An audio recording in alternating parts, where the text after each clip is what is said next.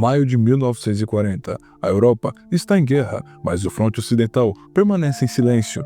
Desde a queda da Polônia, britânicos e franceses se preparam para o inevitável avanço alemão. A confiança está alta. A França, o berço de uma das mais poderosas forças militares do mundo, conta com exércitos bem equipados e a famosa linha Maginot, uma barreira de fortificações considerada impenetrável. Mas então, algo acontece. De repente, o avanço alemão se torna avassalador. Os blindados da Wehrmacht avançam de forma impensável, varrendo tudo em seu caminho. As forças aliadas, que acreditavam estar prontas, são forçadas a recuar em desespero. O que deveria ser uma guerra de resistência se transforma em uma corrida desesperada para evitar o colapso total. O que deu errado? Como a Alemanha conseguiu surpreender exércitos tão experientes? Por que os comandantes aliados tomaram decisões tão catastróficas? E, acima de tudo, qual foi o verdadeiro impacto desse evento para o destino da guerra? Hoje, vamos mergulhar nos bastidores da invasão da França em 1940. Vamos explorar os planos estratégicos, os erros fatais e as batalhas que mudaram o curso da Segunda Guerra Mundial. Mas, antes de entender a queda da França, precisamos voltar alguns anos no tempo, porque essa história não começa em 1940. O caminho para essa derrota foi pavimentado muito tempo antes. Eu sou o narrador e aqui a história é contada sem máscaras, sem cortes e sem rodeios. Você está no História Sem Filtro.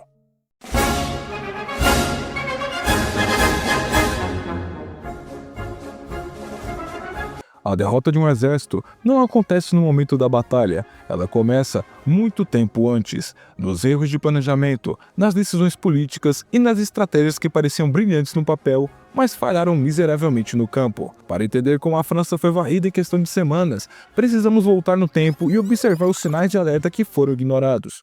O ano é 1918. A Primeira Guerra Mundial termina com uma vitória esmagadora dos aliados, mas o preço foi altíssimo. A França, que serviu de palco para as batalhas mais brutais do conflito, emergiu vitoriosa, mas devastada. Cidades destruídas, milhões de mortos, uma economia frágil e, acima de tudo, um trauma nacional. Para os franceses, a grande lição da guerra era clara: eles não poderiam passar por isso novamente. A estratégia militar do país foi moldada por esse medo.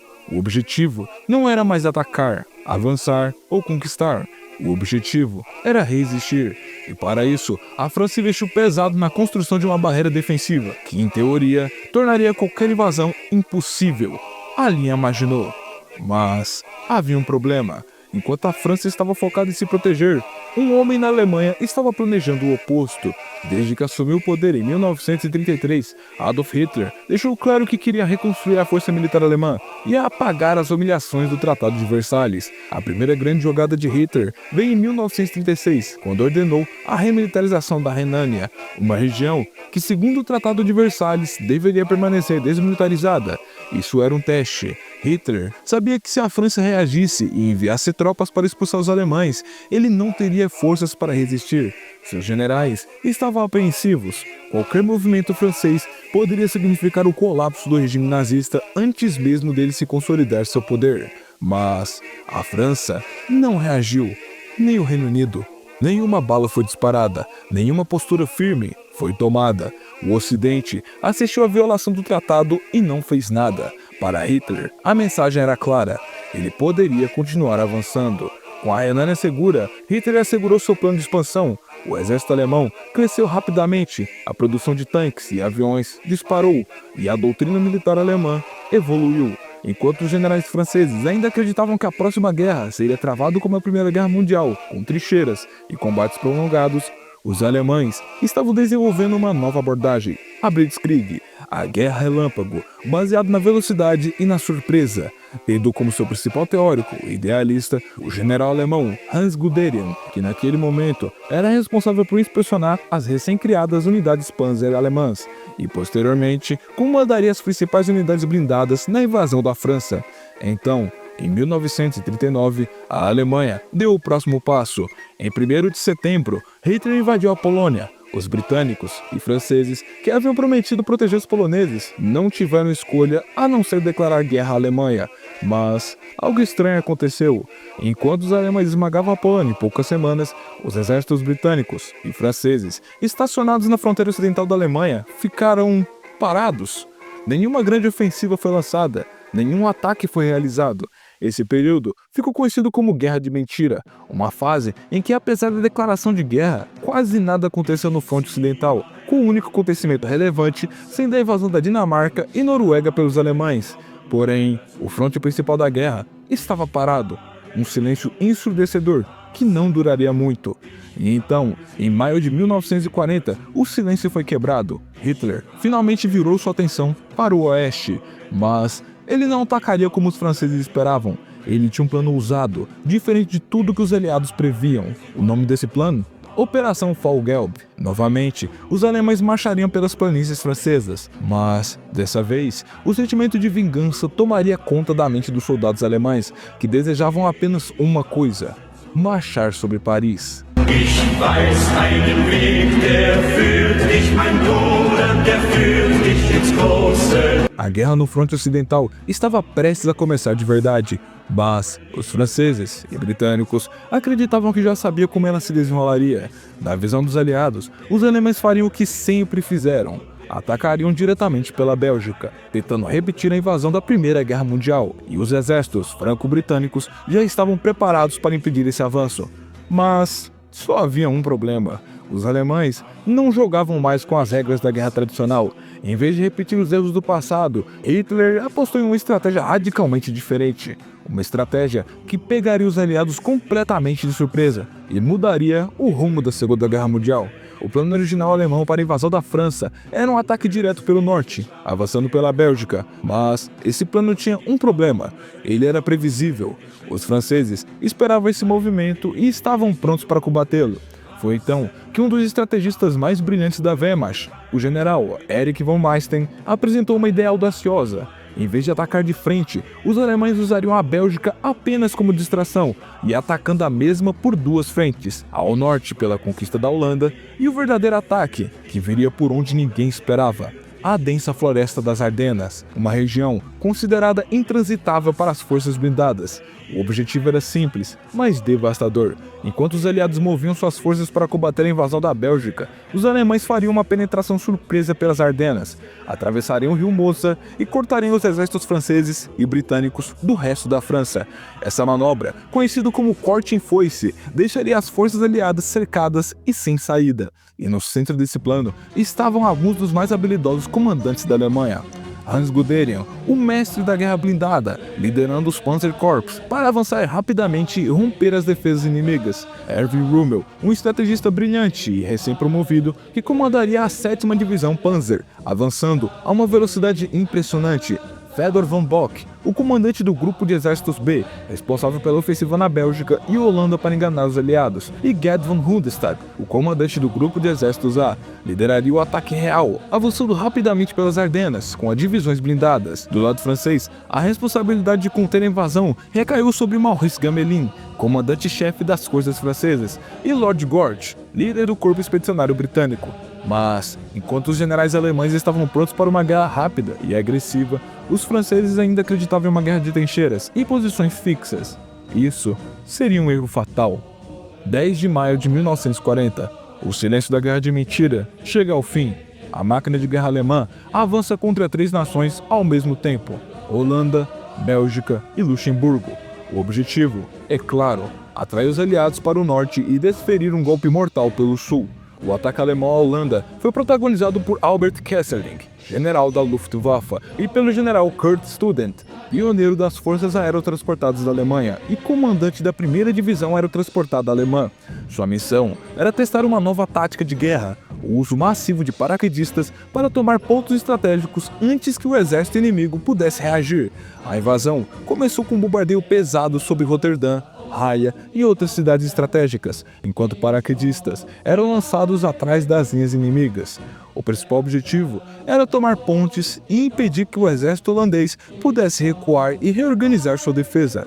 A resistência holandesa foi mais feroz do que o esperado, especialmente em Roterdã, onde as forças alemãs enfrentaram dificuldades para garantir o controle total da cidade.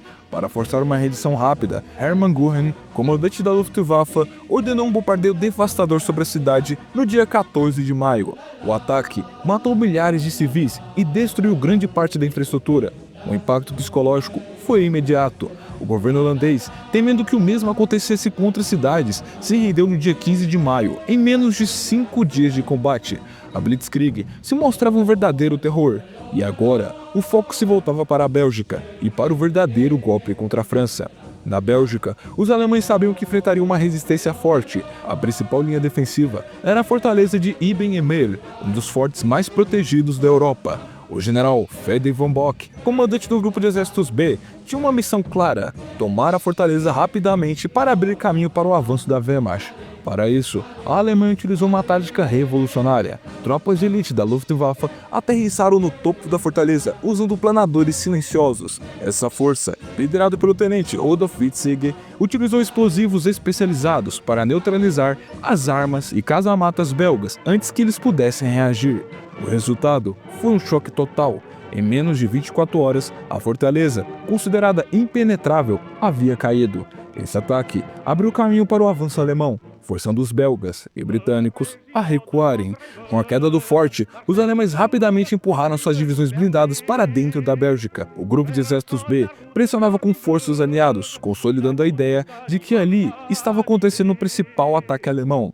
Os belgas, agora sem sua linha de defesa principal, tentavam desesperadamente conter o avanço alemão. Em Bruxelas e Liège, batalhas ferozes se desenrolavam, enquanto as forças britânicas e francesas tentavam segurar os alemães.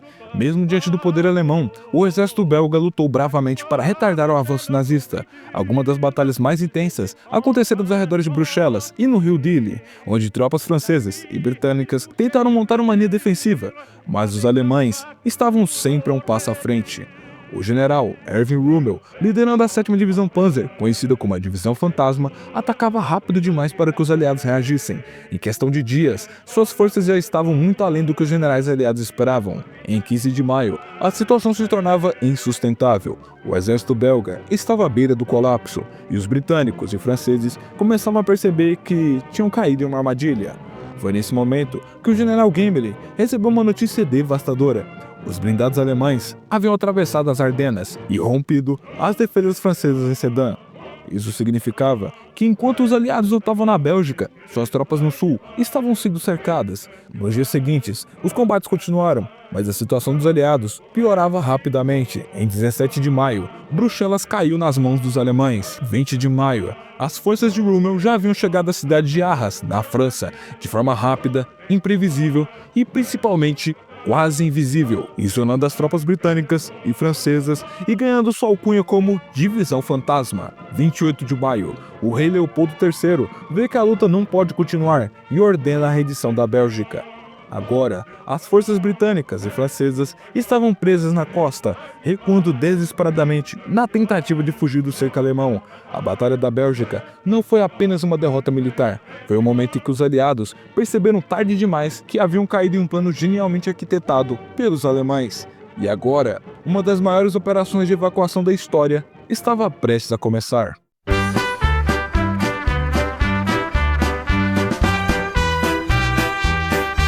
Com a derrota belga e o recuo britânico, a ofensiva alemã entrou em sua fase final. Enquanto os aliados ainda tentavam reagrupar suas forças, a Blitzkrieg já os havia deixado em uma posição insustentável.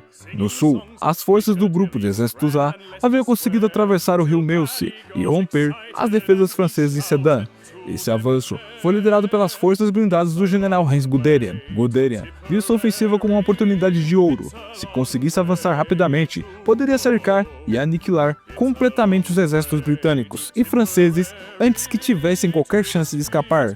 Rommel e sua 7ª Divisão Panzer estavam avançando de maneira ainda mais agressiva. Seu objetivo era alcançar o Canal da Mancha antes que os aliados pudessem organizar uma resposta, descumprindo muitas ordens de seus superiores e avançando ferozmente atrás das linhas inimigas. Rommel foi um terror para os aliados, que não esperavam tamanha ousadia e ambição. Isso desagradou o alto comando alemão, mas por outro lado, Rommel foi visto como um herói nacional por Hitler. Do lado aliado, Maurice Gmelin ainda tentava coordenar as defesas, mas suas tropas estavam fragmentadas e desmoralizadas. Já Lord Gort começou a perceber que a única saída possível era uma evacuação em massa. A questão era, haveria tempo para escapar? Em 20 de maio, simultaneamente com o avanço de Rommel, os blindados alemães alcançaram a cidade de Abbeville, cortando o caminho dos aliados para o sul da França. Nesse momento, cerca de 400 mil soldados britânicos, franceses e belgas estavam completamente cercados, comprimidos contra o Canal da Mancha. Os alemães estavam a poucos dias de uma vitória total, bastava continuar avançando e esmagar o restante das forças inimigas. Mas, então, algo inesperado aconteceu. Hitler ordenou que suas divisões blindadas parassem o avanço. Em 24 de maio, Hitler emitiu a famosa Ordem de Parada, conhecida como Hartbefehl, impedindo que os tanques de Guderian e Rommel avançassem para capturar Dunkerque. Isso mudaria o curso da guerra. Mas, por que Hitler tomou essa decisão? Existem várias teorias sobre essa ordem. A primeira diz que Göring, comandante da Luftwaffe, convenceu Hitler de que os bombardeiros alemães, sozinhos, poderiam destruir as forças aliadas presas em Dunkerque. Ele queria que sua força aérea tivesse a glória da vitória. A segunda diz que Rundstedt e outros generais alemães acreditavam que os tanques avançaram rápido demais e precisavam de manutenção antes de continuar o ataque. Além disso, alguns historiadores sugerem que Hitler queria poupar os britânicos como um gesto de boa vontade, esperando que o Reino Unido aceitasse um acordo de paz. Independente do motivo, essa hesitação foi o que deu aos britânicos o tempo necessário para iniciar a Operação Dínamo, a evacuação de Dunkerque. Quando os britânicos perceberam que estavam encurralados, o primeiro-ministro Winston Churchill ordenou uma evacuação imediata. Esse plano recebeu o codinome de Operação Dínamo. A evacuação começou em 26 de maio. No início, esperava-se resgatar apenas 30 mil soldados. Mas, à medida que os dias passavam, algo inesperado aconteceu. Milhares de civis britânicos começaram a atravessar o canal em barcos pesqueiros, iates e pequenas embarcações, ajudando na retirada. Mesmo sob intenso bombardeio alemão e ataques de aviões da Luftwaffe, a evacuação foi um sucesso surpreendente. Ao final, entre 27 de maio e 4 de junho, cerca de 338 mil soldados foram resgatados. Dunkerque foi um milagre, mas também uma humilhação. Os britânicos conseguiram salvar seus soldados, mas perderam quase todo o seu equipamento pesado. Churchill, ao se dirigir ao parlamento britânico, deixou claro que aquela não era uma vitória, mas sim um resgate heróico. Foi nessa ocasião que ele proferiu seu famoso discurso. We shall defend our island, whatever the cost may be. We shall fight on the beaches, we shall fight on the landing grounds, we shall fight in the fields and in the streets. We shall fight in the hills. We shall never surrender. And if, which I do not for a moment believe, this island or a large part of it were subjugated and starving, then our empire beyond the seas, armed and guarded by the British fleet, would carry on the struggle until, in God's good time, the new world, with all its power and might, steps forth to the rescue and the liberation of the old. Os britânicos haviam sobrevivido, mas e a França?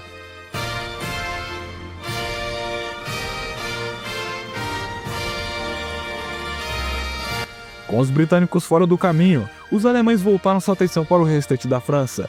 O alto comando francês, agora sob o comando do general Maxime Weygand, ainda tentava reorganizar as forças remanescentes. A esperança era que a linha Weygand, uma nova tentativa de fortificação improvisada, pudesse conter os alemães ao longo do rio Somme e do rio Aisne, mas a realidade era sombria. Os exércitos franceses estavam desmoralizados, sem suprimentos e sem reservas suficientes para sustentar uma resistência prolongada. Enquanto isso, os alemães estavam prontos para lançar o golpe final.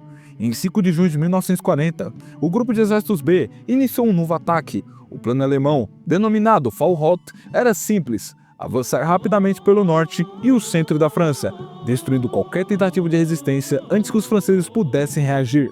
O que aconteceu a seguir foi um verdadeiro massacre. A ofensiva alemã começou com um ataque massivo sobre as linhas francesas no norte. Diferente do que aconteceu na Batalha da Bélgica, agora os franceses estavam sozinhos e sem apoio. O 9º Exército Francês, um dos mais equipados e bem preparados da França, estacionado na linha do rio Aisne, entrou em colapso em menos de 48 horas. No dia 9 de junho, a linha defensiva foi rapidamente rompida e os blindados alemães avançaram sem resistência significativa. Duas grandes forças blindadas lideraram essa ofensiva: o 19º Corpo Panzer de Heinz Guderian, que avançava rapidamente pelo centro da França, destruindo qualquer resistência francesa, e a 7ª Divisão Panzer de Rommel, que se movia em um ritmo tão rápido que os franceses nem conseguiam acompanhar seu avanço. O general Charles de Gaulle, comandando um grupo blindado francês, tentou organizar o contra-ataque em Abbeville, mas suas forças eram insuficientes para deter a avalanche alemã. A mensagem era clara: nada mais poderia parar a Blitzkrieg. Com as defesas francesas ruindo, os alemães voltaram sua atenção para o prêmio final: Paris. Enquanto isso, o mundo assistia esse colapso com temor e medo de que os alemães não poderiam ser detidos ou vencidos. A cidade de Paris ainda não havia sido atacada diretamente, mas os franceses sabiam que não poderiam defendê-la. Em 10 de junho, o governo francês, liderado por Paul Reynaud, abandonou a capital e fugiu para Bordeaux. No mesmo dia, a Itália declarou guerra à França, tentando garantir uma fatia do território francês. Sem governo e sem comando central, Paris estava indefesa. Diante do inevitável, as autoridades francesas tomaram uma decisão difícil. Paris seria declarada uma cidade aberta. Isso significava que as tropas francesas não tentariam resistir para evitar a destruição da cidade. Na madrugada de 14 de junho de 1940, os primeiros soldados alemães entraram em Paris. A Wehrmacht desfilou triunfante pelos Champs-Élysées, com a suástica tremulando sobre a Torre Eiffel.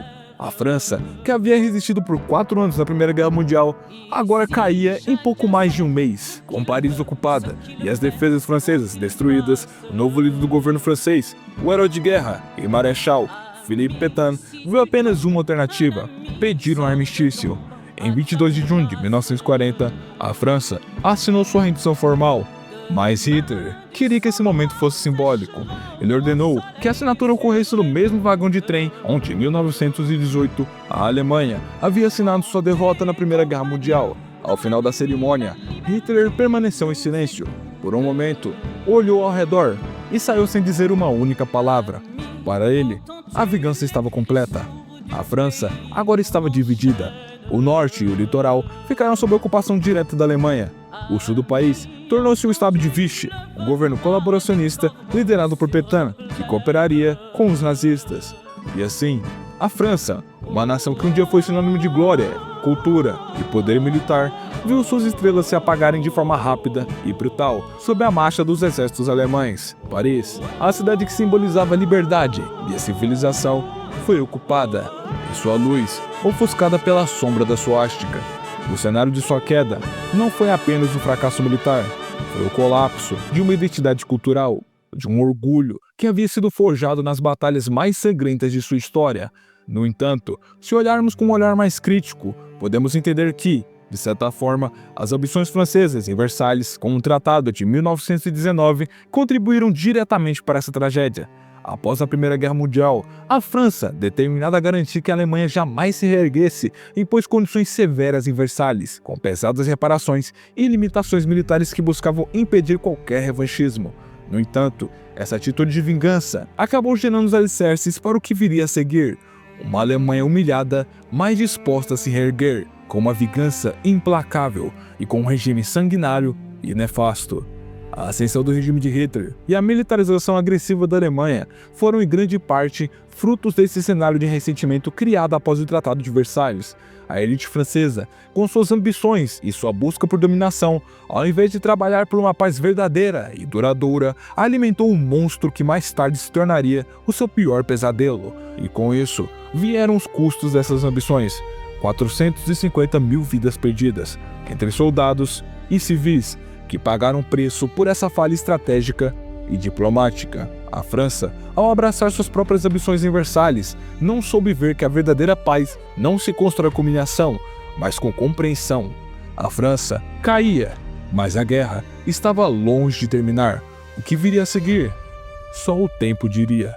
E assim, a história continuaria, mas a memória da queda da França, do sofrimento e da perda seria um peso que o povo francês carregaria por anos, até que, um dia, uma chama de resistência e coragem retornaria mais forte do que nunca, até o último suspiro. Se você gostou do vídeo, curta, se inscreva e compartilhe para nos apoiar. E diga para nós aqui nos comentários qual batalha ou acontecimento histórico você quer ver aqui no canal. Eu sou o Narrador e esse foi uma História Sem Filtro. Até o próximo episódio.